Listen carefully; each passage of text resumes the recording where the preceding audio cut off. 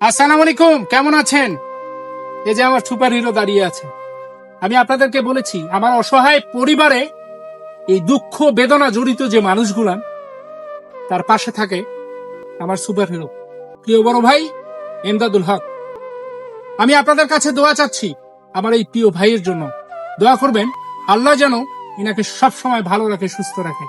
এরকম মানুষ সত্যি আমি একটা ভাই পেয়েছি আমি, যিনি আমাকে সর্বদাই আমার এই অসহায় মানুষের পাশে থাকে। আমি স্যালুট জানাই আমার ভাইকে। আপনারা দয়া করবেন। এক অসহায় বোনের ভিডিও আপনাদেরকে দিয়েছিলাম, আপনারা দেখেছেন। আমার ওই ভাই ওই ভিডিও দেখেছে, আমি কিন্তু ওনার নলেজে দেইনি কথাটা। উনি ভিডিও দেখে আমাকে বলেছে, সাজু তুমি আমাকে বললা না কেন, আমিও যেতাম। তা ভাই কিন্তু এসেছে ওই ছোট্ট মামুনিটাকে দেখার জন্য। চলে আসেন, আমরা সবাই এখন দেখবো মামুনিটার অবস্থানটা কি। চলেন ভাই, আসেন ইনশাল্লাহ।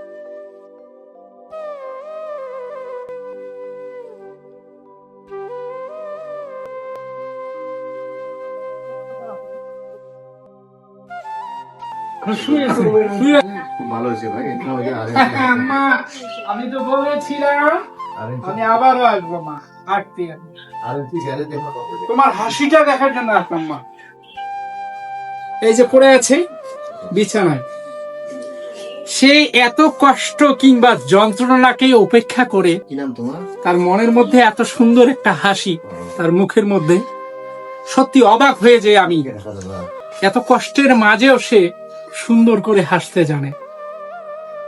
শুক্র আলহামদুলিল্লাহ। আপনারা দোয়া করবেন আমার এই প্রিয় বোনের প্রিয় মামুনিটার দেখা করার জন্য আসতে আমার ভাই। আপনারা জান কথা বলতেছে।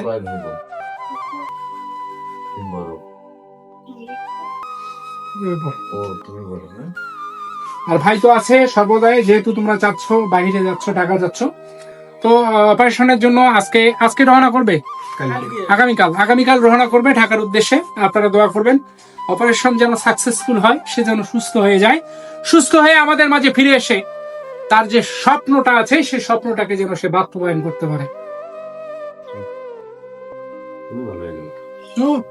ভয় লাগে মা।